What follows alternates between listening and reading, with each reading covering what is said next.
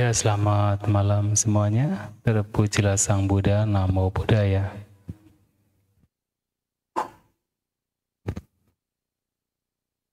Dalam sebuah cerita, tidak lama setelah Sang Buddha mencapai pencerahan, beliau sebenarnya tidak memunculkan keinginan untuk membabarkan Dhamma dengan alasan bahwa Dhamma atau hal yang beliau capai itu sangat dalam, sulit untuk dilihat, sulit pula untuk dipahami. Sifatnya agung, mendamaikan, tidak bisa dimengerti hanya dengan logika. Sangat halus, dan hanya mereka yang bijaksana yang bisa memahami. Dan Dhamma yang begitu dalam ini, yang sulit dipahami, sulit dimengerti, sulit dilihat, dan tidak bisa dipahami dengan logika semata,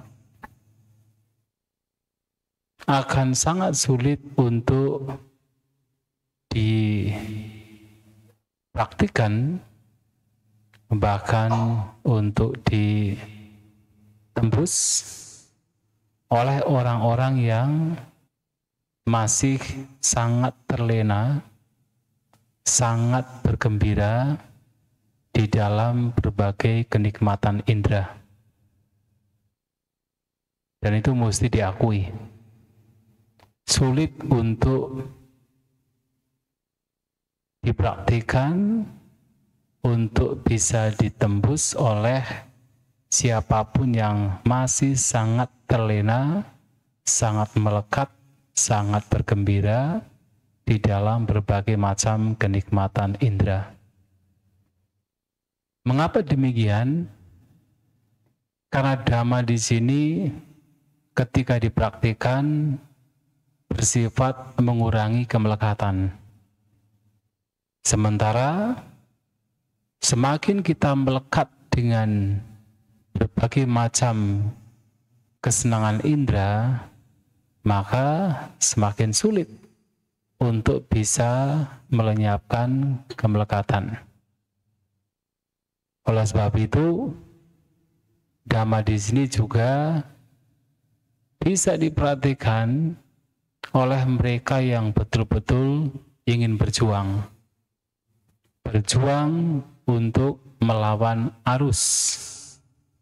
Disebut pati sotagami. Oleh mereka orang-orang yang pergi melawan arus, berjuang melawan arus. Arus apa? Arus kesenangan indera.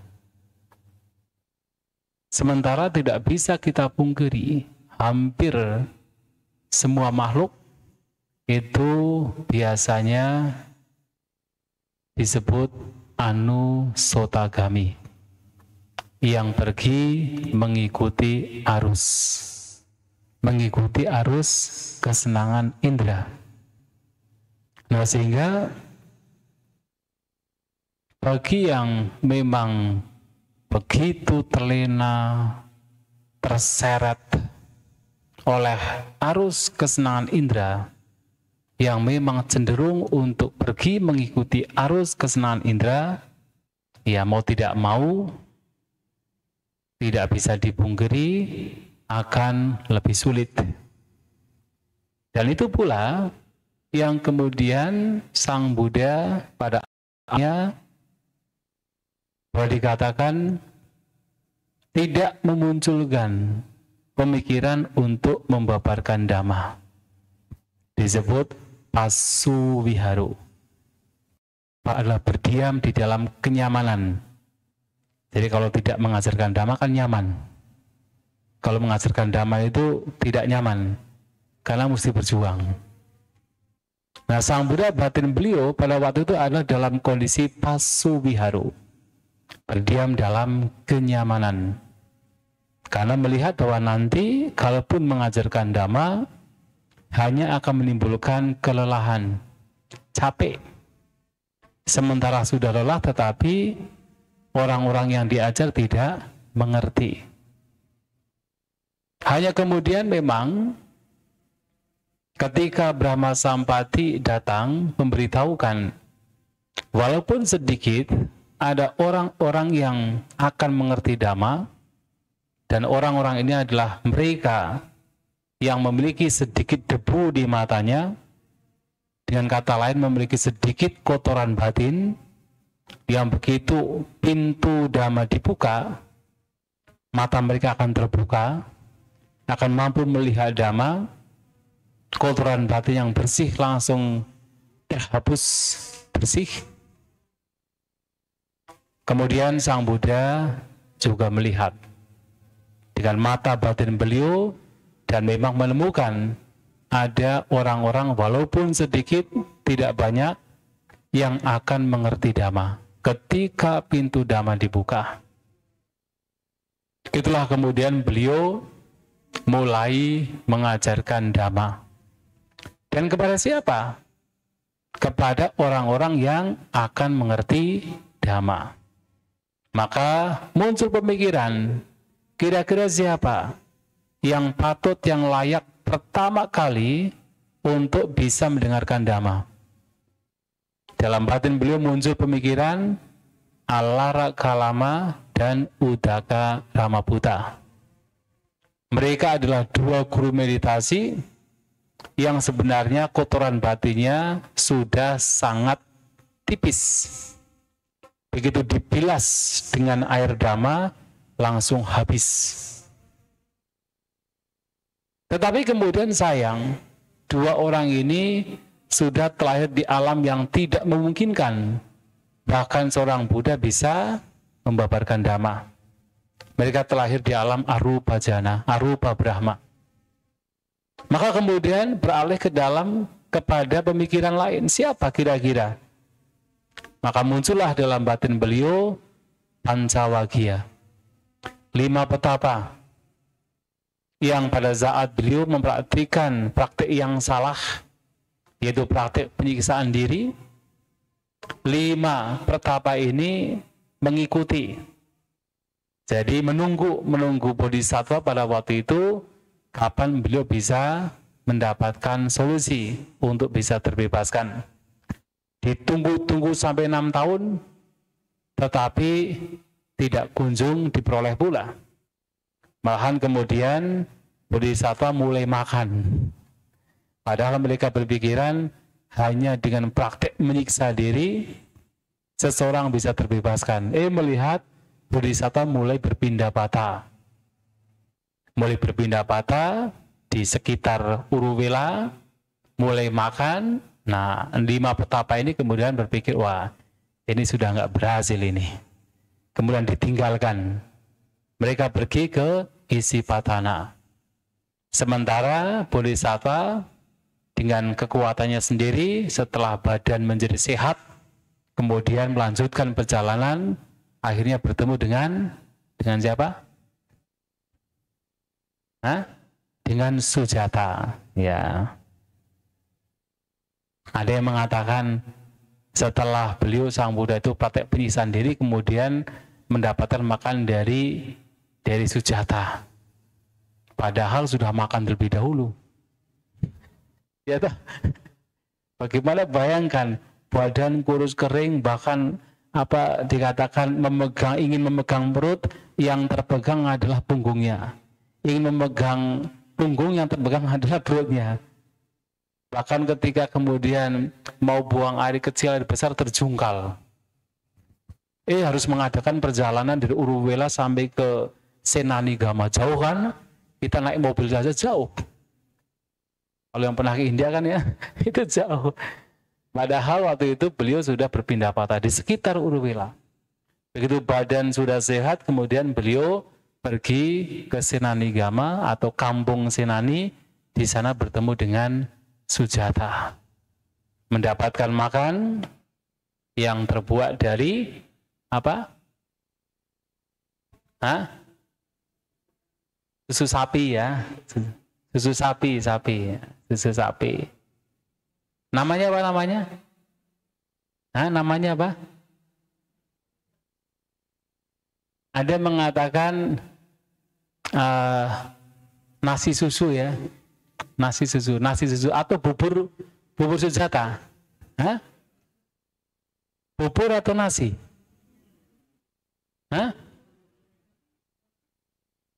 Bubur atau nasi? Bubur ya? Bubur ya?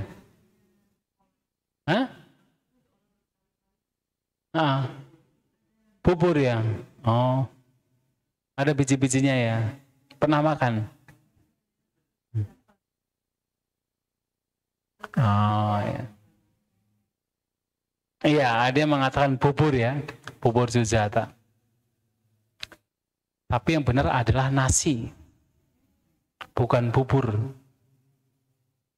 Karena begitu mendapatkan persembahan dari Sujata, kemudian bubur itu, nasi itu dibuat menjadi 49 kepalan. Loh kalau bubur, gimana dibuat kepalan? Makanya di dalam kitab sucinya itu adalah nasi dengan sedikit air yang dicampur dengan susu. Karena memang kalau di India itu kalau nasi saja itu pure gitu. Maka kalau nasinya dikasih susu jadi pliket, tapi bukan bubur, tapi orang kemudian berpikirnya bubur, maka bikin bubur. Sampai orang India juga kalau kita ke sana, ini loh bubur Sujata. Terus saya dalam batin saya, bagaimana dibuat kepalan 49 gitu. Padahal yang dimaksud adalah nasi. Maka odana apodako, nasi dengan sedikit susu, sedikit air susu maksudnya. Nah itulah kemudian beliau mencapai pencerahan dan akhirnya beliau berpikir bahwa 5 petapa yang memiliki kemampuan untuk mengerti Dhamma. Sang Buddha melanjutkan perjalanan dari Uruwela, dari terutama Senanigama atau sekitar Sungai Niranjara, di mana beliau mencapai pencerahan menuju Isipatana. Di sana bertemu dengan Pancawagya. Mereka mendengarkan Dhamma dari Sang Buddha, mereka mencapai kesucian. Satu persatu mencapai kesucian Sotapanna, dan ketika mendengarkan khotbah yang kedua, Anatta Lakkhana Sutta, mereka mencapai kesucian Arahanta. Dan orang-orang ini adalah orang-orang yang memang sudah lama mencari. Tidak hanya mencari dalam kehidupan sekarang, tapi juga mencari dalam kehidupan yang lampau. Sehingga kotoran batin mereka itu sudah sangat tipis. Begitu diberi dhamma yang sesuai, seperti kalau baju itu kotorannya sedikit, begitu dikasih sabun yang baik, maka langsung bersih. Tetapi masalahnya adalah sekarang yang pakai dhamma, itu bukan yang kotoran batinnya juga sudah tipis, yang tebal pun juga praktek. Maka dibilas berulang kali itu nggak bersih-bersih. Tapi sudah mending, sudah sangat mending daripada tidak memulai untuk membilas. Padahal dhamma yang kita dengar persis sama yang didengar oleh Pancawagya. Persis sama yang didengar oleh Bante Sariputta, Bante Mahmoggallana. Persis sama dengan yang didengar oleh Baghya Darujiriya. Ya kan? Persis sama. Tetapi kenapa dengan dhamma yang persis sama kok bebal sekali? Karena memang kotoran batinnya masih tebal. Dan inilah mengapa kita membutuhkan banyak perjuangan. Kita membutuhkan banyak latihan. Dan ketika berlatih itu tidak mudah. Kalau dalam bahasa Pali, latihan itu disebut sika. Sika. Kalau dalam bahasa Sanskerta disebut siksa. Yang masuk dalam bahasa Indonesia siksa. Makanya kalau orang disiksa itu sakit. Begitu Anda meditasi seperti disiksa. Maka sakit. Itulah sika. Tidak mudah. Bagi mereka, begitu latihan sedikit, yang batinnya sudah sangat tipis, begitu latihan sedikit, disiksa sedikit, langsung paham. Kita disiksa berulang kali, nggak paham-paham. Tapi itu masih mending, karena kita sudah memulai. Maka mau tidak mau memang dalam praktik meditasi ini memang banyak penderitaan yang mesti dilihat. Tidak hanya dilihat tetapi yang mesti untuk dialami. Sehingga Sang Buddha pernah menyampaikan bahwa seseorang yang ingin terbebas dari jeratan kotoran batin, dengan kata lain jeratan yang menjerat seseorang terus di alam tumimba lahir, yang tidak lain adalah kilesa kotoran batin, orang demikian diumpamakan seperti ikan yang dilempar ke daratan, akan menggelepar ke sana kemari. Kenapa? Karena kekurangan oksigen. Oksigen ya, betul ya. Mereka juga ini kan menghirup oksigen juga ya. Karena tidak mendapatkan air, maka mereka menggelepar. Seperti itu, ketika seseorang ingin terbebas dari jeratan kotoran batin, jeratan mara, orang demikian itu memang harus menggelepar, menderita. Dan apakah hal tersebut hal yang baik atau tidak baik? Hal kenapa baik? Mati loh. Kalau ikan mati. Tetapi itu hal yang baik. Kalau itu disiksa. Mempraktikkan siksa. Itu hal yang baik. Karena itu ada salah satu hal yang memang mesti dialami. Mau tidak mau. Kenapa? Karena kalau seseorang terus berada di dalam kesenangan indera, mengikuti arus kesenangan indera, anusotagami, memang semuanya akan terasa nyaman. Nyaman kan? Oh, enggak nyaman. Oh, bukannya nyaman. Enak lah. Bosan dikit pergi ke mall gitu kan. Kan nyaman kan? Ingin makan tinggal pergi ke restoran gitu kan, nyaman kan? Punya uang kemudian bosen di mana kemudian lihat sightseeing. Ya. Enak kan nonton dan sebagainya kan? Enak kan?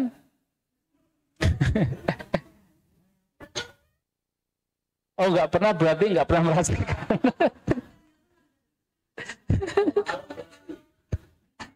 Iya. Jadi itu yang terjadi. Dan ketika itu seperti ikan. Ikan itu kalau berada di dalam danau, dalam kolam yang banyak makanannya, semua terasa nyaman. Nyaman. Begitu dia dilempar ke daratan baru tahu rasa, menderita. Manusia juga sama. Ketika berada di dalam kenikmatan indera memang semuanya nyaman. Semuanya enak. Sulit untuk melihat penderitaan. Karena bosan sedikit, ngobrol. Itu karena apa? Tidak nyaman. Itu bosan sedikit, ngobrol. Bosan sedikit, pergi ke restoran. Pergi ke tempat-tempat yang menyenangkan. Selalu menutupi penderitaan dengan kesenangan. Sehingga dengan bijaksananya, pulang dari meditasi bisa mengatakan all is well. Ya karena apa? Karena tidak melihat penderitaan. Maka all is well, semua oke, baik, karena tidak melihat penderitaan. Tetapi kemudian kalau kita betul-betul melihat batin dan jasmani kita menghadapi apapun yang muncul dalam bermeditasi, bosan kita perhatikan, sakit kita hadapi, tidak lari. Ketika semua dihadapi, kita tidak lari, disitulah kita baru melihat ternyata memang ada duka penderitaan. Dan apakah itu hal yang baik? Itu baik sekali. Itu baik sekali. Kenapa? Karena untuk bisa bebas dari duka penderitaan, yang paling pertama adalah kita mesti melihat duka. Melihat penderitaan. Sang Buddha menyampaikan, duka sacang parinyayang. Bahwa kebenaran mulia tentang penderitaan mesti dipahami secara menyeluruh. Bagaimana memahami? Harus mengalami sendiri. Tapi mengalami di sini bukan berarti kemudian Anda menyiksa diri, bukan. Badan dikebukin gitu kan, ada tradisi yang pakai cambuk begini kan. Itu tradisi yang sudah ada sejak zaman dahulu. Zaman Sang Buddha sudah ada. Mereka ada tradisi yang mencambuk punggungnya. Tradisi menyiksa diri. Sampai sekarang ternyata masih ada. Masih ada. Dan bukan dengan cara demikian, tetapi dengan cara mempraktikkan jalan mulia berunsur 8, duka penderitaan akan terlihat. Hanya dengan kita mau menghadapi penderitaan yang muncul, sebabnya nanti akan kelihatan. Oh, ternyata sebabnya bukan dari objek luar. Semuanya berakar pada apa yang ada di dalam batin kita masing-masing. Karena keserakahan kita, karena kebencian kita, karena ketidaktahuan kita, maka muncullah berbagai macam penderitaan. Objeknya bukan luar. Kalaupun seandainya fisik sakit yang membuat seseorang mengalami duka penderitaan, tapi sebab yang sesungguhnya menjadi penyebab utama itu bukan karena fisiknya sakit, karena pikiran kita. Karena batin kita, pikiran kita masih disertai keserakahan, kebencian, benci ketika merasakan sakit, maka itulah penyebab kita menderita yang sesungguhnya. Nah, sehingga ketika melihat bahwa sebabnya adalah kotoran batin kita, meditasi ini adalah bagaimana kita mengupayakan untuk melenyapkan kotoran batin. Salah satunya ketika muncul sakit pun kita berjuang. Berjuang untuk tetap tenang, tetap seimbang, tetap bersabar. Nggak bisa. Walaupun dalam perjuangannya terkadang gagal. Tapi nggak apa-apa. 1 menit, 2 menit, 3 menit, 4 menit, 5 menit bisa bertahan. Jauh lebih baik. Daripada biasanya begitu sakit sedikit, langsung kita, bukan. Langsung kita mengubah posisi meditasi kita. Kan biasanya begitu kan? Tanpa disadari, di situ ada kebencian yang bermain. Karena Sang Buddha menyampaikan, Buddha mengingatkan bahwa di dalam perasaan yang tidak menyenangkan, di situ ada pengotor batin yang halus berkenaan dengan kebencian. Dan itu akan termanifestasi ke dalam bentuk biasanya langsung mengubah posisi duduk. Tanpa ada sati perhatian, kemudian langsung dengan insting mengubah posisi di mana kita tadinya merasakan sakit untuk mendapatkan kenyamanan baru. Dan itu karena apa? Pengotor batin. Maka dalam meditasi, begitu kita mengalami sakit, karena ada perhatian, langsung kita mengenali. Dan kita ketahui bahwa di situ ada kebencian yang bermain. Patiga. Maka bertahan. Walaupun tidak sampai sakitnya lenyap. Karena sakit itu akan terus ada. Harus ingat. Ada orang mengatakan, dengan kita bermeditasi menahan sakit, nanti sakitnya akan lenyap. Seterusnya selamanya tidak akan sakit. Bohong. Tidak ada hal demikian. Sang Buddha saja sebagai orang yang telah mencapai kesucian itu masih sakit. Bante Mahamoggallana, Bante Mahakassapa masih sakit. Para perumah tangga misalnya Anathapindika mencapai kesucian Sotapanna masih sakit. Kenapa? Karena fisik adalah sarang penyakit.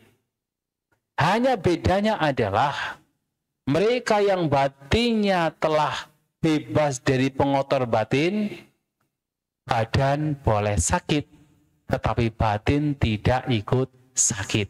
Itu bedanya. Bukan cuek, tetapi memang batin mereka sudah seimbang. Tidak akan terseret oleh kebencian hanya karena fisik yang sakit. Maka ada sebuah cerita zaman dahulu. Ada seorang bante,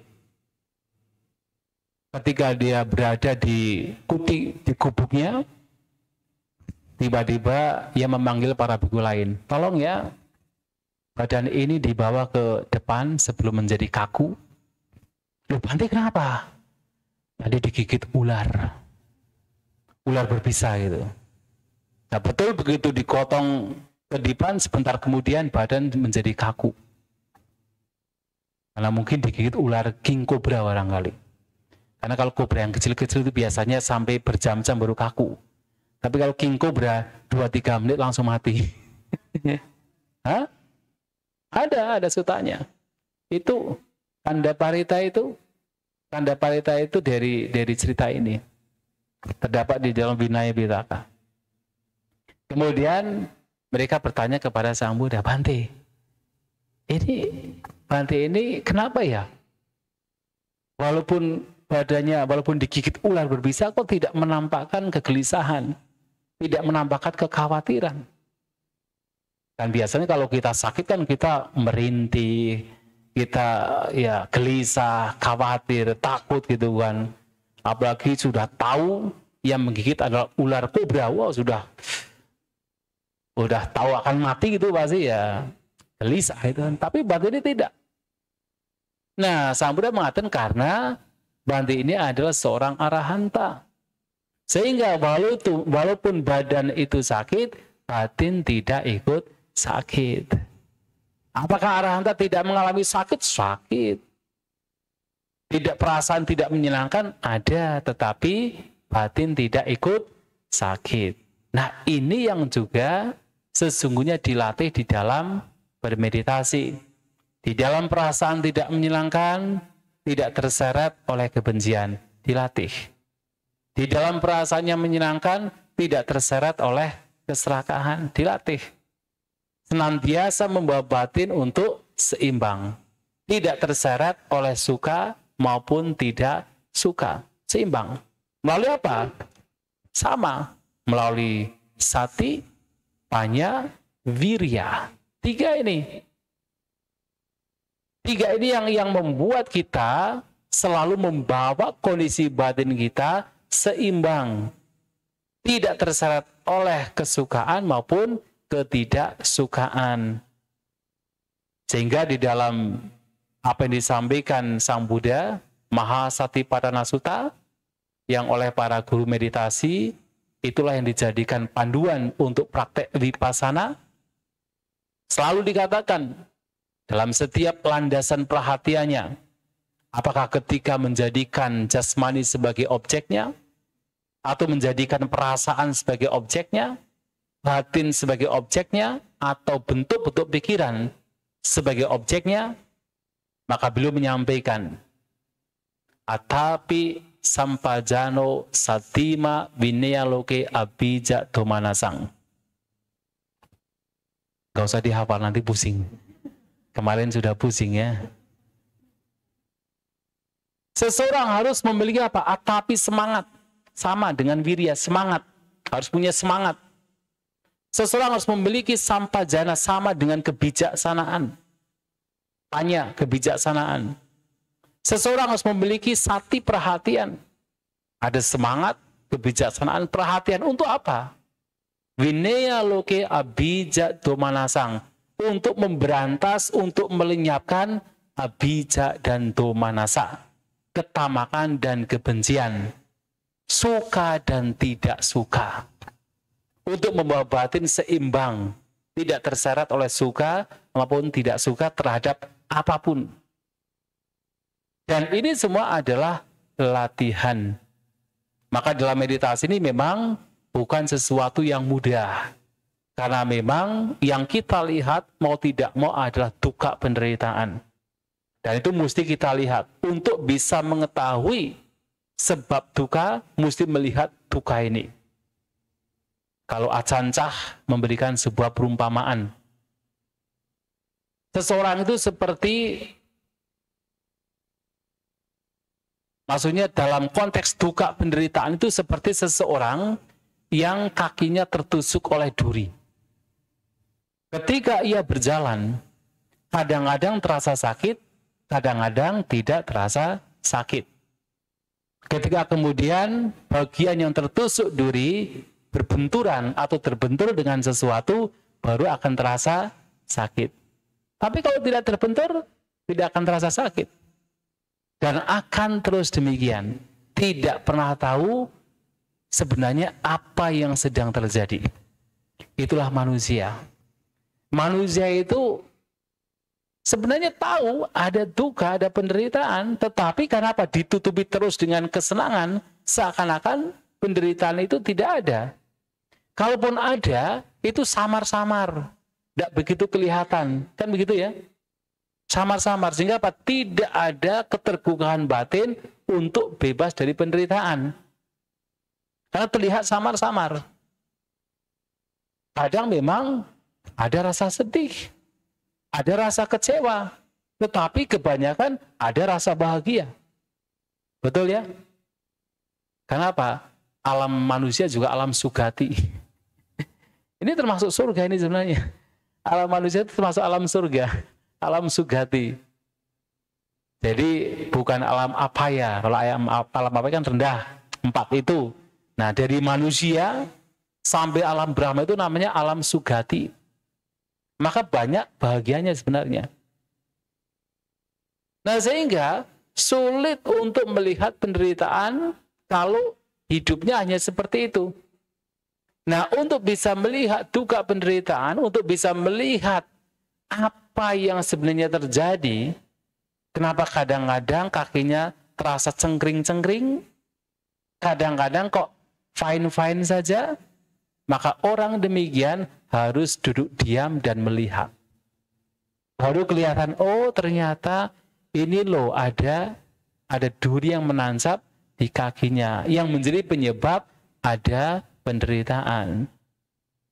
Nah, demikian pula kalau kita mau melihat duka penderitaan dan sebab penderitaan, tidak ada jalan lain kecuali melihat ke dalam batin kita, ke dalam diri kita.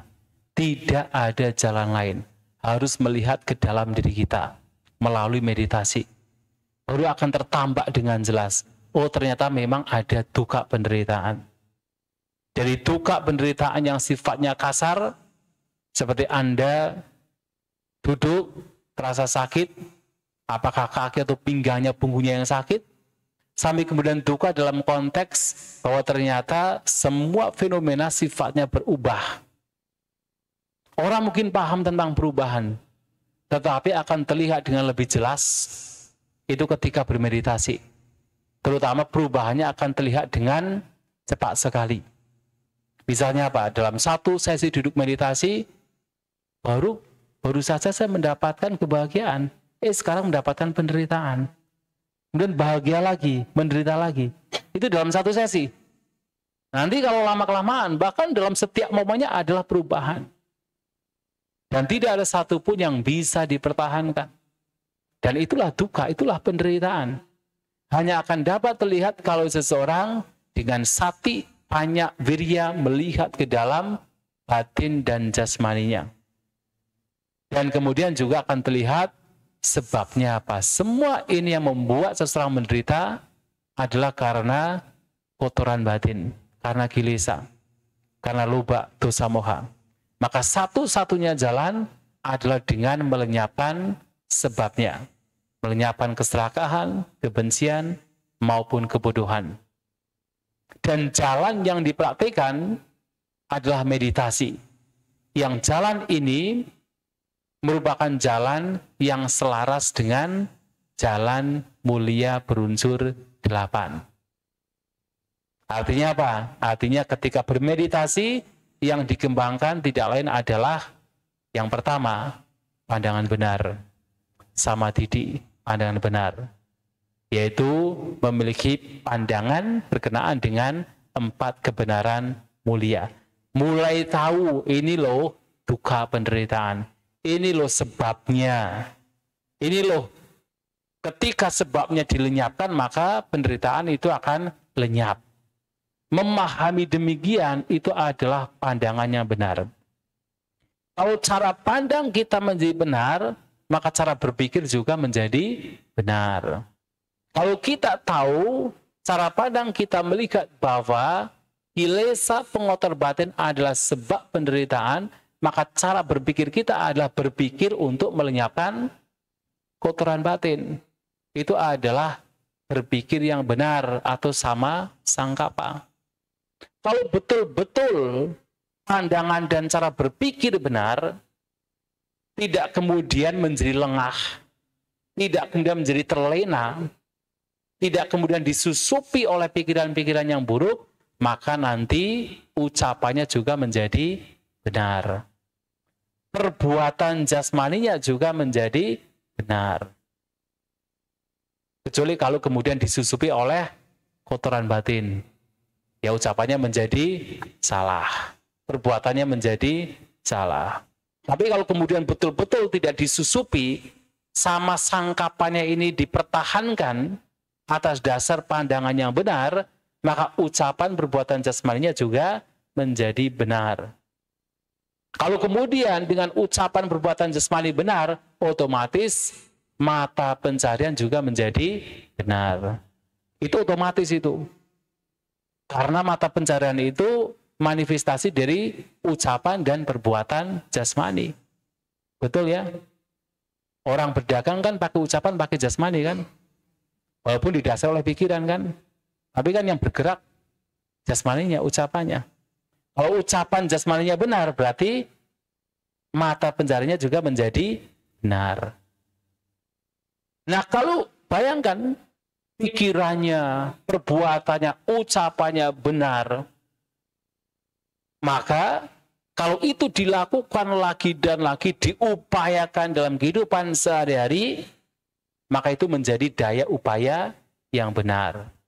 Apa yang diupayakan adalah melenyapkan sebab-sebab penderitaan dan mengembangkan kondisi-kondisi batiniah yang membawa kepada lenyapnya penderitaan. Dan akan demikian, kilesa dilenyapkan, nilai-nilai luhur dhamma itu dikembangkan. Itu adalah daya upaya benar. Dan upaya ini mesti dilakukan dalam pengembangan batin ini, dilakukan tidak hanya pada saat retreat meditasi, tetapi di dalam kehidupan sehari-hari. Kan sering mendengar, ada istilah bahwa dhamma itu berada di setiap aspek kehidupan kita. Dhamma itu bisa ditemukan di dalam setiap saat. Kan begitu ya? Dhamma itu bisa ditemukan dalam kehidupan sehari-hari. Itulah. Kalau dari bangun tidur sampai menjelang tidur, kita menjaga ucapan, perbuatan jasmani, dan pikiran kita, itulah dhamma yang dipraktikkan dalam kehidupan sehari-hari. Dan itu juga merupakan cita bawana, pengembangan batin. Dan ini penting. Jadi jangan kemudian berpikir bahwa cita bawana pengembangan batin itu hanya dilakukan ketika berada di wihara. Atau ketika ikut retreat meditasi. Begitu pulang dari wihara, pikiran tidak dijaga lagi. Begitu pulang dari retreat meditasi, pikiran tidak dijaga lagi. Maka kalau demikian halnya, ya wajar kalau kemudian ada orang datang ke kami, ke para biku. Bante, Itu katanya si A itu sudah sering meditasi, puluhan kali meditasi. Tapi kok ya perilakunya itu ya nggak mencerminkan orang bermeditasi. Suka marah, mudah tersinggung, dengan istri, dengan suami juga tidak harmonis, cekcok terus, bertengkar terus. Hah? Apalagi pelit lagi. Wah. Artinya meditasinya hanya ketika retreat. Begitu pulang sudah tidak meditasi, tidak menjaga batin. Nah, kalau meditasi kita kuncinya menjaga batin dilakukan setiap saat, setiap waktu, maka tidak heran ada orang-orang yang pada zaman Sang Buddha yang mereka memang kotoran batinnya sudah tipis ya gitu kan. Mereka yang kemudian bisa mencapai kesucian kapan saja. Tidak hanya pada saat duduk diam. Orang kan berpikirnya dengan duduk diam kemudian nanti akan mencapai sesuatu kan, dibayangkan jauh sekali. Padahal lenyapnya kotoran batin bisa terjadi kapan saja. Karena kuncinya adalah menjaga batin. Kan pernah mendengar ada orang mencapai kesucian pada saat sedang mendengarkan dhamma. Gitu ya. Seperti Pancawagya. Bahkan ketika mendengarkan satu syair, Bante Sariputta masih sebagai seorang rumah tangga. Namanya siapa waktu masih rumah tangga? Namanya siapa? Namanya Upatissa. Upatissa, ya kan? Nah, mendengarkan satu syair dari Bante Asaji. Simple, sederhana. Mencapai Sotapanna.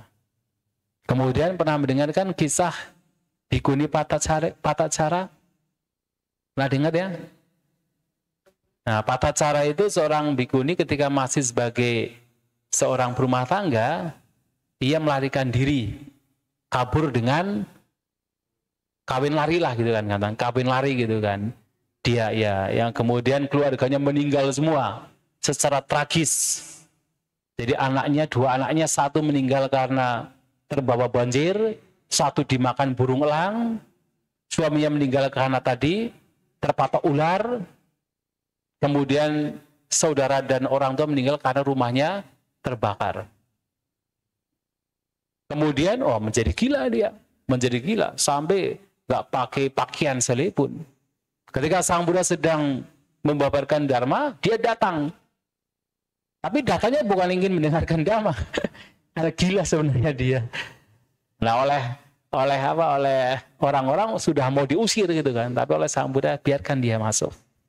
Kemudian Sang Buddha mengatakan sating padilaba, artinya eling, sadar. Dia tersadarkan. Menangis, menceritakan apa yang terjadi. Sang Buddha memberikan wejangan singkat.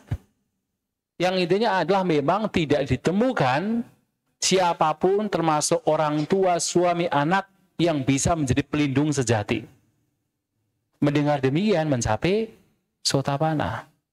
Padahal mungkin 10 menit yang lalu dia gila. Mencapai Sotapanna. Anda padahal nggak gila ya. Masalahnya kotoran batinnya itu sudah tipis.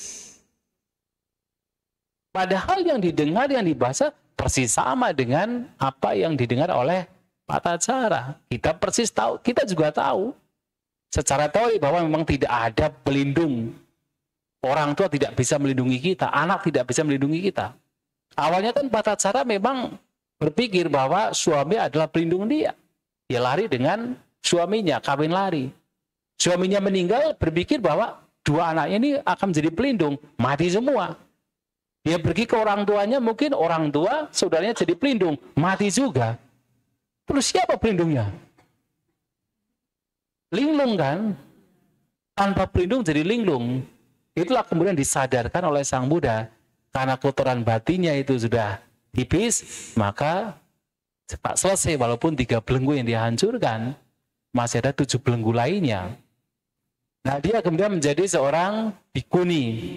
Sudah nggak punya keluarga, ya ngapain lagi lah. Apalagi sudah memahami dhamma kan. Hanya menjadi seorang bhikkhuni, Suatu kali beliau sedang cangkamana di sore hari, ketika sudah menjelang malam, kemudian beliau mau masuk ke kamar dengan mencuci kakinya. Ketika mencuci kakinya, melihat air yang mengalir, kemudian berhenti di satu tempat. Ada yang jauh, ada yang pendek, ada yang setengah. Muncul perenungan. Kehidupan manusia juga sama. Kadang-kadang berhenti ketika masih dalam kandungan. Kadang-kadang berhenti ketika masih kanak-kanak. Maksudnya mati ya kalau berhenti itu ya. Jadi seperti aliran yang berhenti, manusia juga sama. Kadang-kadang mati pada saat masih kandungan, pada saat ya masih kanak-kanak, pada saat sudah dewasa, kadang-kadang memang sudah tua. Tetapi semua kehidupan berakhir dengan kematian. Dan itu menjadi perenungan yang memang itu dialami oleh tata cara sendiri. Orang-orang terdekatnya itu meninggal semua. Dan perenungan inilah kemudian yang dibawa oleh tata cara ini masuk ke kuti ketika mau beristirahat, kemudian meniup lampu minyak. Jadi kalau zaman dulu belum ada listrik, dia masih pakai lampu minyak. Ditiup lampu minyaknya, ketika lampu minyak ditiup, padam, kotoran batinnya juga padam semua. Mencapai kesucian arahanta. Ketika meniup lampu minyak. Nanti orang akan berpikir, oh berarti dengan cara meniup lampu minyak, mencapai nanti pulang langsung listrik diganti semua, ganti lampu minyak. Tapi kan bukan begitu. Bukan masalah lampu minyak ditiup untuk mencapai susan arahat. Begitu udah ganti semua nanti pulang. Ya minta ganti subah lah, ganti aja, nggak usah pakai lampu listrik. Pakai lampu minyak aja. Masalahnya adalah mereka itu berlatih. Batin terus dijaga dalam setiap momennya. Makanya kemudian dalam apapun aktivitas yang dilakukan, ketika kondisinya matang, bisa menghancurkan kotoran batin. Bante Ananda semalam suntuk bermeditasi. Banyak melakukan meditasi jalan. Tapi kemudian tidak mencapai apa-apa. Baru kemudian beliau sadar kalau kondisi batinnya tidak seimbang, terlalu bersemangat. Karena besoknya harus mengikuti konsili. Dan semua yang dalam konsili 499 arahat semua. Dan beliau hanya satu-satunya seorang Sotapana. Kalau tidak ada beliau, konsili tidak bisa berjalan. Karena apa? Yang hafal ajaran Sang Buddha hanya Bante Ananda. Tapi kalau ada beliau, konsili ini juga menjadi cacat. Karena beliau masih sebagai seorang Sotapana. Mau tidak mau berjuang keras untuk terbebaskan. Semalam suntuk, beliau bermeditasi, meditasi jalan. Tapi nggak mencapai apa-apa. Akhirnya kemudian beliau berpikir, ini karena batinnya tidak seimbang. Maka beliau berpikir untuk meditasi berbaring. Nah, pada saat beliau mau bermeditasi berbaring, kaki sudah terangkat dari lantai, kepala belum menyentuh bantal, di saat itulah mencapai kesucian arahanta. Kotoran batin hancur semua. Nah, pada waktu itu kondisi batin sedang mengalami puncak kematangan. Maka terjadi pembebasan. Jadi bukan karena mau tidur mencapai arahat, bukan. Ya kita tiap hari juga tidur. Ya, nanti disadari ya siapa tahu begitu mau tidur sadari dulu. Siapa tahu. Hah? Iya. Ya waktu itu memang batin lagi matang sekali. Ya itu salah satunya. Salah satunya adalah memang melepaskan keinginannya. Karena mau tidak mau memang ya seorang arahanta itu salah satu kualitasnya adalah nirasa. Nirasa. Apa itu nirasa? Nir itu adalah tanpa. Asa itu adalah keinginan, harapan. Tidak ada keinginan. Makanya meditasi pun juga jangan ada keinginan. Jadilah seperti seorang petani. Seorang petani itu ketika merawat padinya tidak berpikir kapan harus panen. Ya kadang muncul pemikiran, tetapi itu bukan menjadi fokus. Tapi bagaimana hendaknya merawat tanamannya. Itu yang mesti dilakukan. Merawat batin kita. Masalah nanti mendapatkan atau tidak, yang terpenting batin itu dirawat. Bukan berpikir-pikir kapan mencapai kesuciannya. Tapi adalah bagaimana merawat batin kita, setiap ada rumput kotoran batin dicabut. Itu yang mesti dilakukan dalam praktek pengembangan batin. Ya, masih ada waktu kalau ada yang ingin ditanyakan berkenaan dengan meditasi, dipersilahkan. Kalau tidak, lanjut meditasi. Saya ingin bertanya, Bante. Mana? Ya. Ya, Bante. Bante, di dalam kehidupan saat ini kan pengotor batin banyak, tebal ya Bante ya, bukan seperti di kehidupan zaman Sang Buddha. Nah, kalau misalnya di saat ini seseorang tidak berlatih meditasi, tetapi hanya belajar dari buku-buku guru-guru meditasi, apakah bisa mengembangkan cita bawana di dalam kehidupan sehari-harinya Bante tanpa mengikuti retret meditasi gitu Bante? Jadi langsung praktek di dalam kehidupan sehari-hari. Apakah bisa Bante? Ya itu masih praktek kan? Iya. Ya kalau praktek ya oke, tidak masalah. Tapi kalau hanya sekedar teori pemahaman ya itu tidak lengkap. Karena mau tidak mau pemahaman ini mesti kemudian diimplementasikan. Ada pariyati, mesti ada pati-pati. Kalau pariyati saja, ya tidak. Yaitu seperti, bahkan dikatakan seperti seorang penggembala yang menghitung sapi milik orang lain. Seperti kita banyak teori tidak dipraktekkan, yaitu seperti kita penggembala menghitung sapi milik Sang Buddha. Kan begitu kan? Karena ini sapi-sapinya Sang Buddha kan? Ya kita hitung, wah ada 37 faktor pencerahan, ini sapi-sapinya Sang Buddha. Kan ini begitu kan? Tetapi kan kemudian tidak terimplementasi ke dalam praktik. Ya, tidak menjadi milik kita. Maka beda antara pariyati dengan pati-pati. Contohnya yang paling mudah yang sering saya gunakan sebagai analogi adalah banyak orang tahu bahwa merokok itu bisa menyebabkan kanker. Karena kan di bungkus rokoknya juga ditulis, kemudian di plakat-plakat di jalan itu juga bahkan ada gambarnya besar, ini ada lubangnya ya. Itu yang karena kanker itu kan. Tapi orang yang kecanduan rokok walaupun tahu demikian itu tidak bisa bebas dari kecanduannya kalau tidak ada upaya. Demikian pula kita tahu kemelekatan adalah penyebab duka penderitaan secara teori. Tetapi kan untuk terbebas dari kemelekatan, mesti ada pelatihan. Mesti harus disiksa.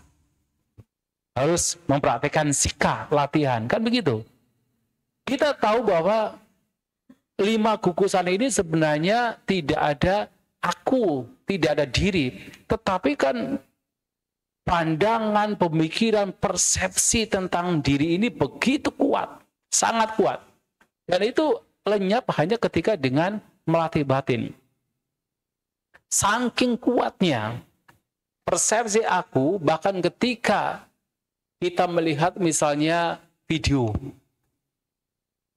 kita tidak usah mengatakan video yang bergambar manusia, bahkan video bergambar Tom and Jerry, ya kan? Semua pasti pernah melihat kan? Itu kan udah lama sekali kan? Kucing dengan tikus itu kan? Padahal itu kartun yang flat sebenarnya. Tapi melihat itu saja sudah ada persepsi diri aku di dalam 2 gambar ini. Betul kan? Makanya suka kalau kemudian kucingnya itu nabrak tembok kemudian gepeng gitu ya.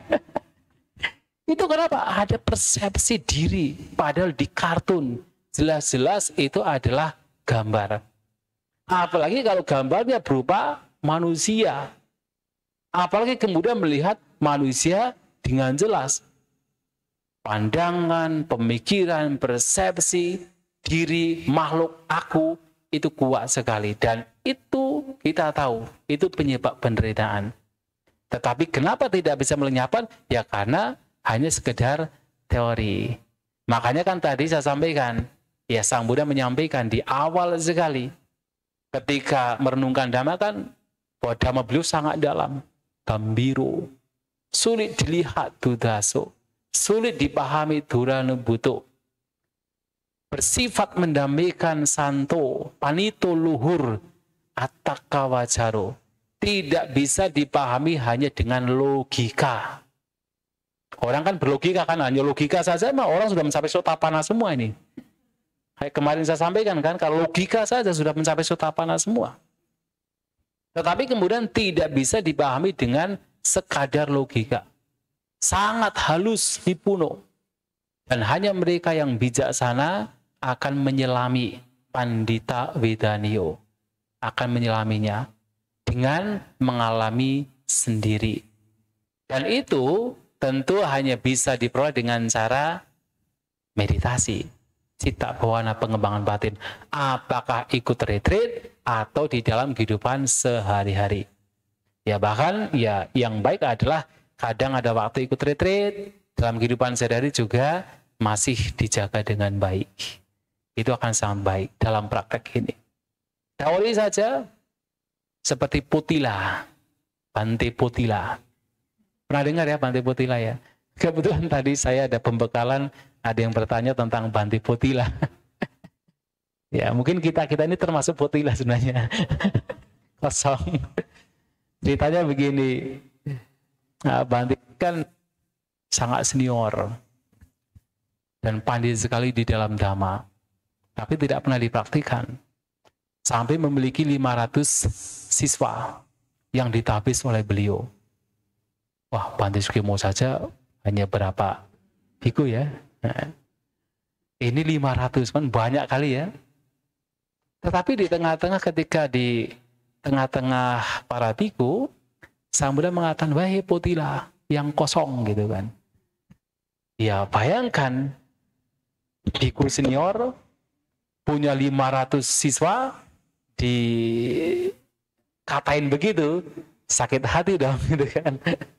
Tapi ya bedanya adalah orang demikian ya berpikir pula, iya kenapa Sang Buddha mengatakan demikian, itu bukan tanpa maksud. Pasti ada maksudnya, dipikir ulang, oh iya, betul. Apa yang saya pahami kan itu hanya teori. Tidak dipraktikkan dan tidak dialami. Maka karena malu dengan apa yang disampaikan Sang Buddha, maka Bhante Putila ini bertekad untuk mempraktikkan dan berjuang. Meninggalkan semuanya, pergi ke hutan. Bertemu dengan 29 biku dan 1 samanera yang tinggal di hutan. Tapi mereka semua sudah arahat. Nah, sebagai seorang biku senior, pastinya dong, ketika mau belajar meditasi, belajar Dhamma, pasti pergi yang paling senior gitu kan. Ya maunya pergi ke Bhante Panya dong. Ngapain Bhante Santasito gitu. Ya, pergi yang paling senior gitu kan. Tapi yang Bhante senior kemudian menolak. Udah kamu pergi, saya sibuk. Pergi ke biku lain. Kemudian ke biku yang kedua. Dia juga menolak. Udah kamu, saya sibuk, pergi ke biku lain. Turun sampai sudah semuanya biku didatangi, nggak ada yang mau. Akhirnya tinggal 1 samanera. Dan kemudian datang ke samanera. Betul-betul pasrah, betul-betul menjadi sumeleh. Sumeleh itu apa ya namanya itu? Menjadi legowo, sumeleh untuk belajar dari seorang samanera. Hah? Ia menjadi rendah hati lah gitu, menjadi rendah, bukan rendah diri, rendah hati, menjadi rendah hati gitu kan, datang ke samanera. Samanera masih mempermainkan. Mintalah Bhante Putila ini untuk nyemplung ke lumpur. Bukan tidak tanpa tujuan, ada tujuannya, karena jubah yang dikenakan itu jubah yang mahal. Ya karena kan, wah, muridnya aja 500, jubahnya harus mahal dong. Nah kemudian supaya apa? Supaya tidak ada kemelekatan terhadap jubah. Suruh masuk ke lumpur. Ya udah, kalau memang mau belajar dari saya, sekarang masuk ke lumpur. Mau saja dia, langsung gulung ke lumpur gitu, nyemplung ke lumpur. Nah, artinya Bante ini sudah memang betul-betul ingin berlatih. Dan 29 Bante ini menolak Bante Podila juga bukan tanpa tujuan. Tujuannya adalah supaya kesombongan Bante Podila ini semakin turun. Semakin turun. Kan dari biku senior, pandai, punya murid yang banyak, kesombongannya pasti tinggi kan? Maka kemudian diturunkan satu persatu. Baru kemudian ketika sampai sana berarti memang orang ini memang mau praktek dhamma. Nah, itulah kemudian berjuang dengan dilatih oleh seorang samanera, akhirnya mencapai kesucian arahanta. Sudah arahat. Sudah arahat. Jadi ada 29 biku dan 1 samanera. Kok saya cerita begini ya? Tadi awalnya apa tadi?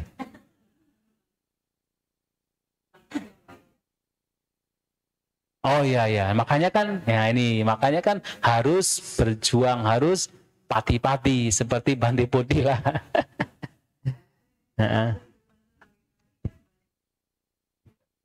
Orang seperti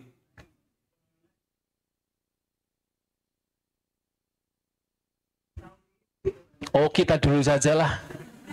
Kita dulu. Yang pertama kita dulu. Ya. Nanti pelan-pelan kalau ada orang yang ikut ya boleh lah gitu ya. Boleh untuk bersama-sama berlatih. Atau kalau misalnya orang ini adalah orang di sekitar kita, mungkin keluarga kita, ya kita bisa memberikan keteladanan juga kepada mereka. Kadang-kadang keteladanan itu yang justru menjadi senjata yang kuat untuk mengubah orang lain. Tapi dengan kata-kata, kalau apalagi orang yang sudah merasa pandai, merasa pemahamannya sudah sangat besar, sangat tinggi, dengan kata-kata kadang-kadang malahan tidak mempan. Tapi dengan keteladanan bisa juga orang demikian akan menjadi luluh. Karena apa? Ternyata walaupun mungkin orang punya pemahaman sedikit, tetapi perilakunya malahan lebih baik daripada orang yang punya pemahaman yang banyak. Nah, orang demikian akan luluh. Tapi kalau kita berbicara dengan orang yang mungkin punya pemahaman yang banyak, paling-paling akan dikatain, memang kamu tahu apa sih? Kan begitu ya. Ya, jadi lebih baik ya kita memberikan keteladanan. Kecuali mereka orang yang memang mau berlatih, itu sepandai apapun orang demikian, sebijaksana pun orang demikian, pasti akan menerima nasihat yang baik dari siapapun. Termasuk misalnya Bante Sariputta. Suatu kali beliau ketika berjalan, jubahnya itu menyapu tanah, menjadi sapu. Kenapa? Terlalu kendor, kemudian menyapu tanah. Ada seorang samanera memberikan ya, semacam nasihat begitu kan, diterima oleh Bante Sariputta.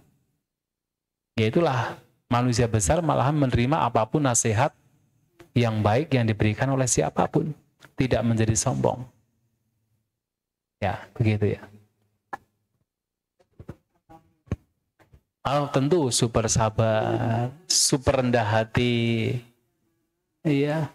Ya kan tadi kemarin kan dibaca kan, suwaco casa mudu anatimani.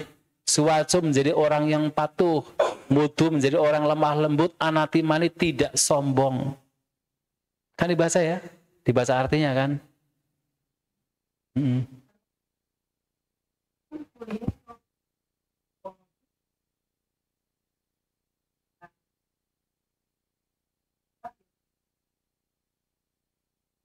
Oh, saya nggak pernah ya belajar psikologi secara formal gitu ya, nggak pernah.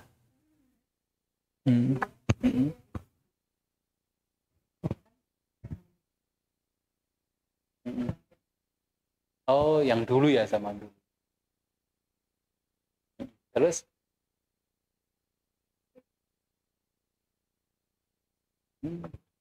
Ya baik-baik ya, kita bisa belajar dari mana saja. Ya. Di psikologi. Ya. memang ada pelajaran khusus yang di meditasi, cuma kurang dalam sih katanya. Jadi lebih umum.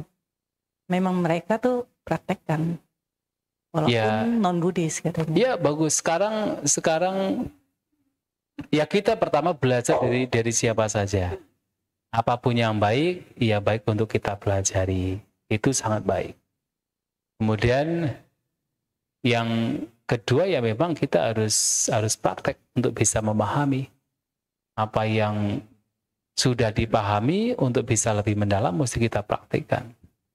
Dan sekarang praktek meditasi itu memang sangat populer. Tidak hanya di kalangan umat Buddha. Umat lain pun juga ikut meditasi tuh. Bu Latri ini sering meditasi di Mendut ya, sering ya. Kemarin aja ikut di Purwakarta. Bahkan pernah saya meditasi di depan Candi Sujiwan. Itu sampai sekarang ada acaranya, namanya acara terang bulan, meditasi terang bulan. Setiap bulan purnama di depan Candi Sujiwan. Suatu kali kan mengadakan membuka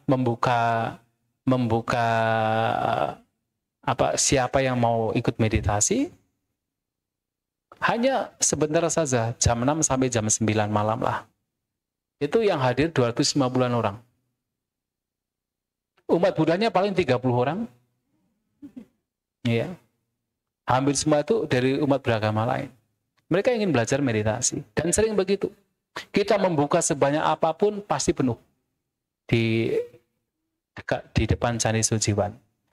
Ya mereka antusias untuk ikut belajar meditasi. Tidak hanya umat Buddha. Ya memang kadang-kadang meditasi, mereka juga sudah pernah bermeditasi, kemudian punya pengalaman yang menurut mereka itu kan yang kadang-kadang juga ditanyakan gitu kan. Ya memang terkadang ada perbedaan antara orang yang pernah meditasi dengan cara yang lain dengan meditasi yang diajarkan oleh Sang Buddha. Tapi ya kita mesti pandai-pandai untuk mengarahkan bahwa tujuan meditasi sesungguhnya adalah untuk menyiapkan pikiran-pikiran yang tidak bermanfaat. Bukan untuk mendapatkan kesaktian. Karena banyak di luar sana itu kalau meditasi ya arahnya seperti ingin mendapatkan kesaktian. Nah, masih baik. Karena apa yang dilakukan juga berusaha untuk menenangkan batin. Menenangkan batin, menjadi rileks, menjadi sadar, itu masih baik. Jadi bisa dipelajari. Psikologi saja yang sebenarnya masih dalam tahap pemikiran itu pun juga baik untuk dipelajari. Apalagi sudah kemudian mulai dipraktikkan ke dalam hal yang baik ya itu baik juga untuk dipelajari. Iya. Bante, sorry mau nyambung yang tadi. Itu apakah muncul loba, misalnya kita sakit, terus kita tidak mau menerima, lagi meditasi, ini bisa bikin sembuh, terus itu apakah ada? Ya, tentunya banyak teknik meditasi yang arah tujuannya berbeda. Ada yang bermeditasi punya tujuan untuk nibbana, kan begitu. Ada meditasi yang punya tujuan untuk kesembuhan secara fisik. Ada yang meditasi yang mungkin punya tujuan untuk sekedar mencapai jhana. Berbeda-beda. Dan dalam proses untuk mendapatkan itu semua, ya hanya perbedaannya adalah sesuatu yang masih baik, hanya kemudian ada yang lebih unggul, itu saja sebenarnya. Misalnya begini sajalah. Orang berdana dengan motif yang berbeda-beda. Ada orang berdana dengan motif supaya menjadi terkenal, baik atau tidak baik. Masih baik ketimbang orang yang kikir. Ya, ketimbang orang yang kikir, orang berdana dengan tujuan supaya menjadi terkenal, itu masih baik. Tapi belum unggul. Yang unggul lagi adalah berdana dengan tujuan nanti menjadi pengikut ketika meninggal dunia. Itu disebut sebagai anugammika dhana. Ada kekayaan yang nanti menjadi pengikut ketika meninggal dunia. Supaya apa? Terlahir di alam surga. Dan berdana untuk bisa terlahir di alam surga itu tentu lebih unggul. Masih baik, tetapi belum unggul. Yang unggul lagi adalah berdana untuk melenyapkan kotoran batin. Nah, itu adalah yang paling unggul. Ini tujuannya adalah untuk pencapaian nibbana. Maka berdana dengan motif apapun masih lebih baik, walaupun ada yang tidak, ada yang unggul, ada yang tidak unggul atau kurang unggul. Itu saja perbedaannya. Demikian pula dengan meditasi. Itu masih lebih baik, tetapi yang terunggul dalam meditasi adalah untuk pelenyapan kotoran batin. Itu yang terunggul. Yang lainnya masih baik karena apa?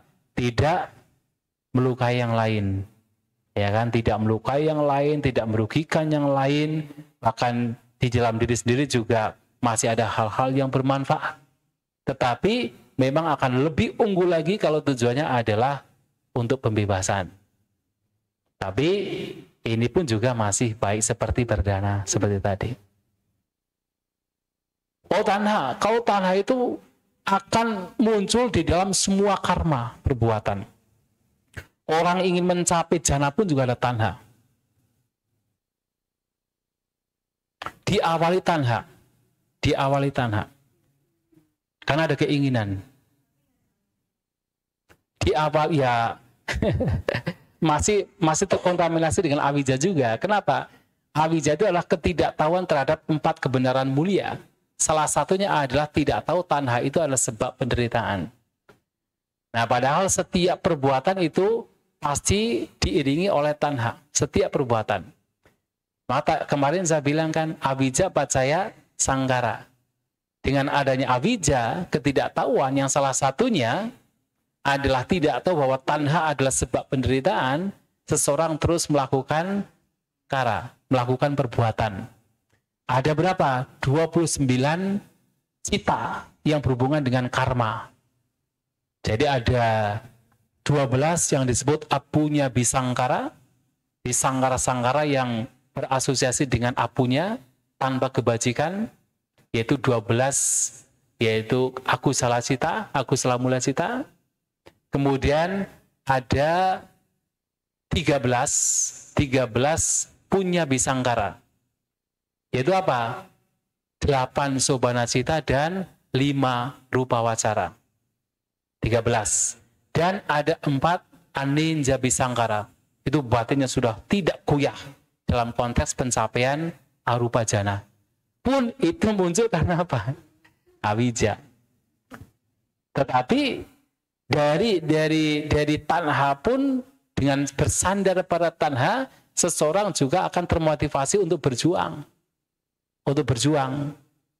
Maka Sang Buddha memberikan sebuah perumpamaan, analogi lah. Bagaimana tanha itu membuat seseorang kemudian berjuang? Tanha dihancurkan dengan bersandar pada tanha. Adalah ketika Sang Buddha mengatakan bahwa biku si A telah mencapai kesucian arahanta. Lantas biku si B yang merupakan teman biku si A berpikir, dia saja bisa, masa saya nggak bisa sih? Saya harus bisa. Itu tanha. Dan itu adalah mana pembandingan. 2 ini kotoran batin. Tapi dari tanha dan mana pembandingan, biku si B ini kemudian berjuang dengan tekun. Akhirnya mencapai seperti biku si A. Tanahnya baru hilang ketika mencapai arahanta. Tapi dalam prosesnya keinginan tetap akan masih ada. Nanti saya bingungnya bedain canda dengan tanha. Ya sebenarnya canda itu lebih, memang tanha itu identik dengan yang buruk-buruk ya. Walaupun tadi disampaikan oleh Sang Buddha itu sebagai, ya katakan bahkan bersandar pada tanha, orang bisa menghancurkan tanha. Tetapi kalau urusan canda, itu kegairahan atau desire, itu bisa mengacu kepada hal yang baik, tapi pula bisa mengacu pada hal yang buruk, yang betul-betul buruk, dan juga bisa mengacu pada yang betul-betul baik. Contohnya apa?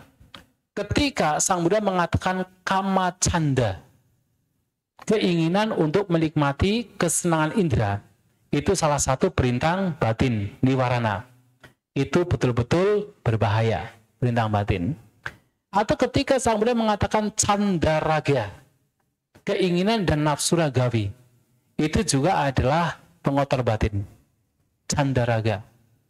Tapi ketika Sang Buddha mengatakan 4 idipada, 4 jalan yang membawa kepada idi, kesuksesan dalam spiritualitas, atau 4 jalan spiritualitas, yang salah satunya adalah samadhi yang muncul dari canda. Nah, ketenangan batin yang muncul dari canda, muncul dari sebuah keinginan, desire, itu adalah baik. Atau di dalam kitab komentar terkadang disebutkan dhamma canda, keinginan yang berasosiasi dengan dhamma, itu juga baik.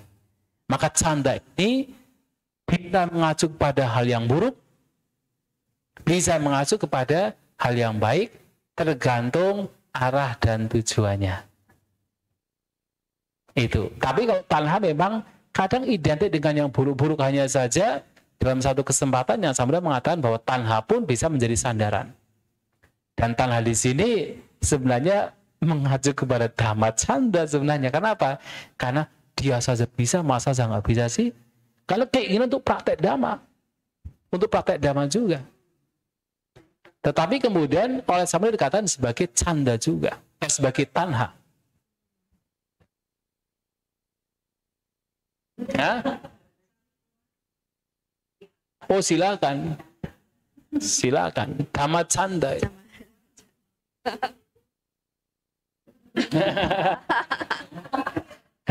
Ya boleh begitulah. Bante, satu lagi pertanyaan. Dulu Bante kan Sebentar. pernah bilang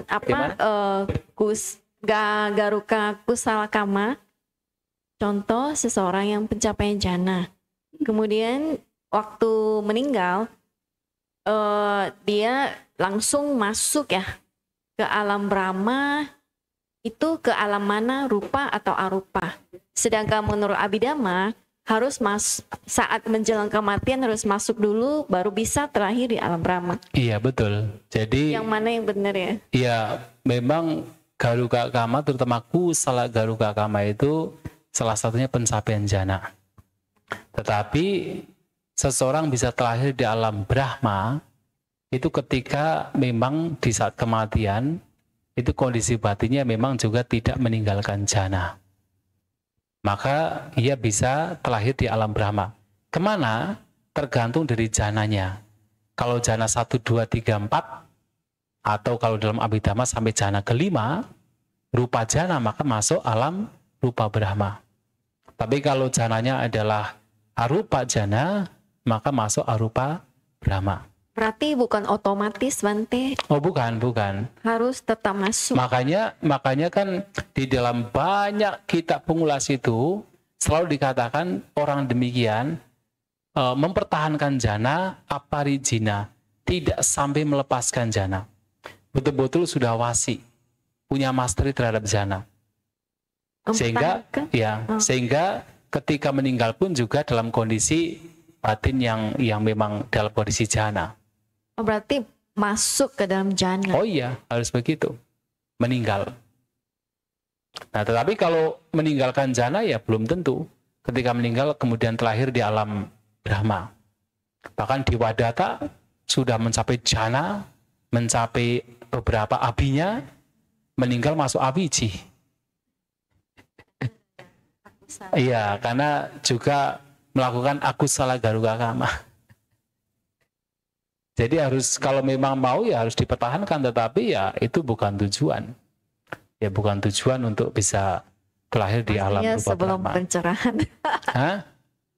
Sebelum pencerahan Iya. pilih masuk alam Brahma dong. Ya mungkin orang berpikir demikian, seakan-akan ya nanti ditunda saja dulu lah pencerahannya gitu kan. Tetapi sebenarnya dalam praktek dhamma ini, orang yang betul-betul praktek dhamma itu tujuannya cuma satu, tetap nibbana. Masalah nanti masuk surga atau alam Brahma itu bukan urusannya lagi. Itu akan tetap tujuannya satu, nibbana.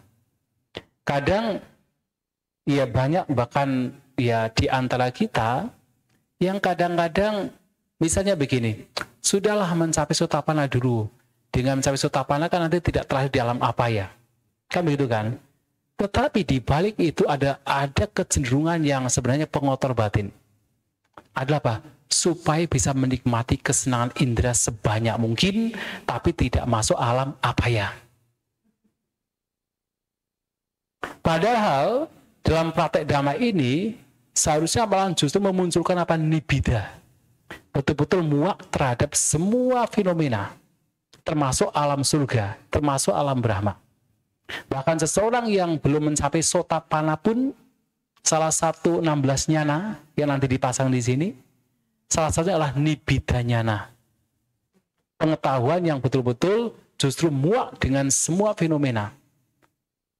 Dari alam itu orang demikian itu muak untuk terlahir di sana. Itu belum Sotapanna. Dan bahkan kemudian seseorang harus apa? Sampai pada tahapan muncitu kayang tanyana, betul-betul ingin terbebas.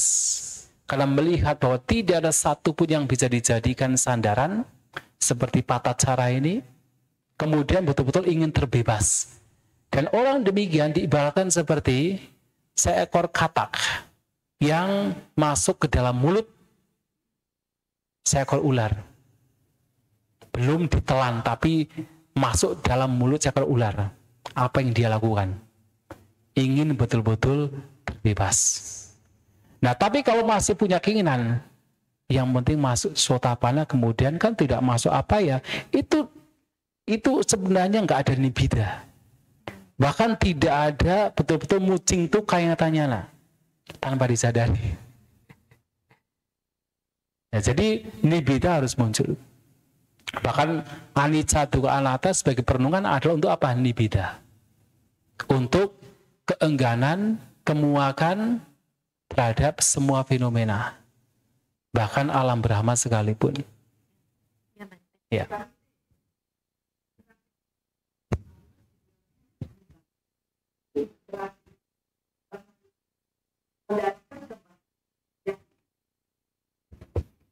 Ya, tetapi harus ingat, kebahagiaan dimaksud juga bukan kebahagiaan seperti kita. Ya, pergi ke apa? Ke nirwana, ke hotel nirwana. Oh iya. Dan itu juga kebahagiaan yang tidak bisa kita pikirkan seperti sekarang. Karena apa? Apapun yang kita pikirkan itu sangkata. Semua yang kita pikirkan sesuatu yang berkondisi. Sedangkan nibbana adalah asangkata, tidak berkondisi. Termasuk adalah semua kebahagiaan yang kita pikirkan itu adalah perasaan, wedana. Sedangkan nibbana itu adalah tanpa wedana. Maka Bhante Sariputta pernah ditanya, kalau wedana, nibbana adalah tanpa wedana, kenapa disebut sebagai paramangsukang, kebahagiaan yang tertinggi? Apa jawaban Bhante Sariputta? Justru karena tidak ada wedana, itulah kebahagiaan tertinggi. Karena semua orang mengukur kebahagiaan dari apa? Wedana. Tetapi justru ini bukan wedana lagi. Karena apa? Asangkata. Bukan sangkata. Jadi apapun yang kita pikirkan, apalagi pernah ada mungkin karena beberapa orang komplain tapi lapor ke saya gitu kan. Memang orang-orang ini orang-orang kampung, tapi jangan dikira orang bodoh.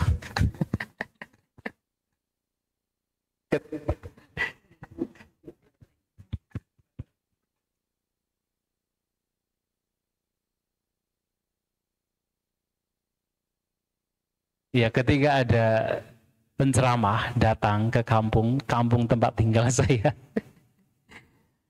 Kemudian ditanya, mereka bertanya, Nibbana itu apa sih sebenarnya? Kemudian dijawab, Nibbana itu adalah tempat di mana apapun yang kita mau, kita bisa memperolehnya. Ya walaupun orang kampung itu jangan dikira orangnya bodoh-bodoh. Kok bisa begini?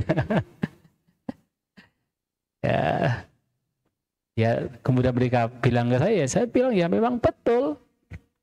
Kalau itu Nirwana yang ada di Pekalongan. Hotel Nirwana. Apapun nasi goreng ada. Tapi kan bukan ini ya. Kalau Nibbana yang dimaksud adalah spiritualitas ya bukan itu. Ya begitu ya. Mana tadi yang bertanya? Oh ya. Ini silakan. Satu lagi ya soalnya. Ya. Nggak ada menit. Oh. Pak Iya. Dami Bante mau tanya, izin bertanya. Kan pada saat kita meditasi itu terutama duduk kan harus bertahan ya walaupun kaki sakit. Itu kira-kira ada case bahwa pada saat meditasi sampai ada yang lumpuh atau apa gitu karena kelamaan meditasi Bante. Ada anjuran kayak maksimum limitnya enggak? Makasih Bante. Ya itu masing-masing lah ya. Masing-masing, jadi tidak harus, ketahanan dari orang juga masing-masing, tetapi ya dalam latihan juga masing-masing. Kalau memang bertahan setelah sakit mungkin 5 menit, 10 menit ya bagus. Bertahan lagi sampai kemudian betul-betul hilang, itu juga baik. Walaupun nanti akan muncul lagi ya, itu baik. Karena pada situ juga melatih kesabaran. Nah, tetapi kalau memang sudah betul-betul membahayakan, ya memang harus tidak dilanjutkan, harus melanjutkan dengan posisi yang lain. Kalau memang sudah tahu, tapi bagaimana seberapa jauh limitnya ya tidak tahu. Ya kekuatan masing-masing orang juga berbeda-beda. Dulu saya pernah masih muda, memang ya masih muda kan masih semangat gitu ya, semangat meditasi.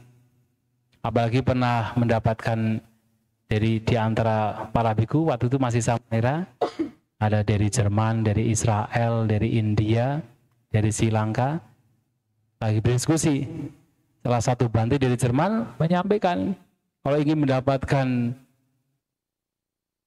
pengalaman meditasi yang sangat baik, yang berbeda, itu harus minimal 5 jam duduk tanpa mengubah posisi.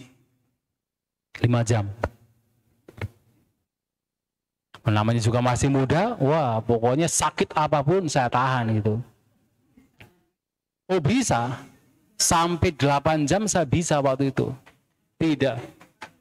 Oh nggak usah ditepuk tangan ini, soalnya dalam 8 jam itu yang saya rasakan sakit terus itu.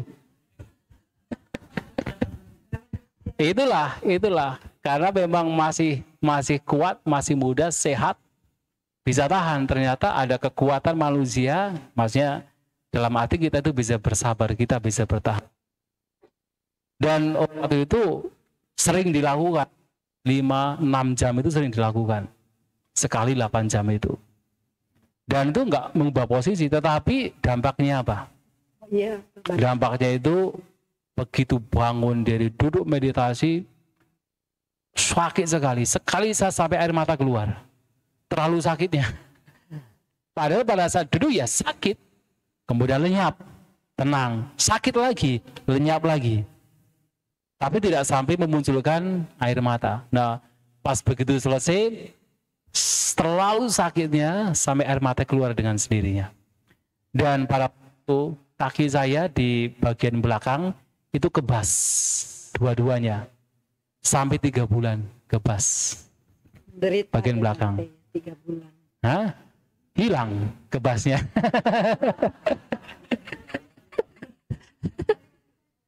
Hah? Bisa jalan tapi yang belakang ini kebas. Sampai Bagian belakang saja. sampai sekarang. Sekarang enggak. Oh, udah. Enggak. Hah? Masih ya kan memang tinggal untuk latihan. Ya, tapi ya itulah. Kuncinya itu bukan masalah banyak katakan panjang duduknya, tapi kan bagaimana kita mengarahkan batin kita, bukan panjang duduknya. Sepanjang duduk apapun kalau arah batinnya itu salah, ya tidak ada kemajuan.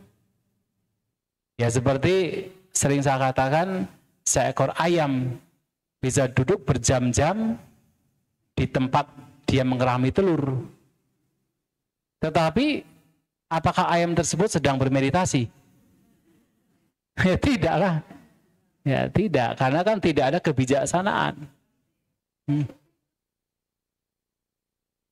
Oh kemana-mana, nggak saya hitung. Objeknya nafas, tetapi pikiran kemana-mana. Hah? Iya termasuk mau tidak mau, walaupun prakteknya sama, kalau sudah sakit pikiran pasti masuknya ke sakit. Pasti akan menyadari sakitnya.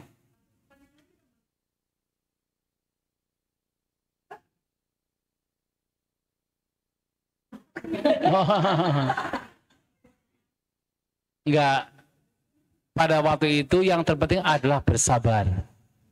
Dalam bersabar, kita bisa menengarai sakitnya, menyadari sakitnya, atau juga menyadari gejolak batin yang muncul. Bagaimana? Silakan. Kalau memang dengan cara tersenyum kok bisa bersabar, kenapa tidak? Enggak apa-apa. Tetapi intinya ada bersabar. Bagaimana ketika gejolak pikiran, gejolak batin muncul, keinginan untuk mengubah posisi, keinginan untuk bangkit, kebencian yang muncul karena rasa sakit, nah disitulah batin diupayakan untuk tetap seimbang, tidak terseret oleh kebencian, oleh ketidaksukaan. Itulah bersabar. Dan itu disebut adiwasana pahatabasawa. Kotoran batin yang mesti dilenyapkan dengan adiwasana, dengan cara bersabar. Ya. Oke, baik. Ini kelamaan, nggak meditasi ini. Ya. Cukup ya. Ya. Hah?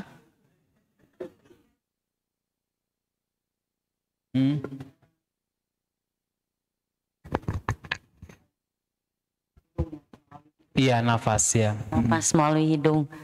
Ada objek lain, saya pernah ini juga mempraktikkan di rumah gitu, melafalkan Budo di dalam hati gitu, Bante. Iya. Harusnya gimana, Bante? Iya, masih sesuatu yang baik. Karena apa? Kata Buddha juga mengacu pada Sang Buddha. Apalagi kalau kita itu melafalkan dengan keyakinan kita, dengan memahami kualitas Sang Buddha, muncul di sana kegiuran, kegairahan, karena kita merenungkan sifat-sifat Sang Buddha, itu masih baik. Dan kalaupun tidak memahami kualitas Sang Buddha, dengan batin terkonsentrasi, tidak mengembara, itu juga masih baik. Ya, masih sesuatu yang baik. Yang tidak asal-asalan deh, Bante. Iya, ya itu masih sesuatu yang baik. Gitu ya. Kalau di rumah gitu, boleh ganti-ganti atau satu aja? Lebih baik satu saja, supaya kita tidak usah bingung dengan selalu mengganti objek. Iya. Ya, baik ya, cukup ya.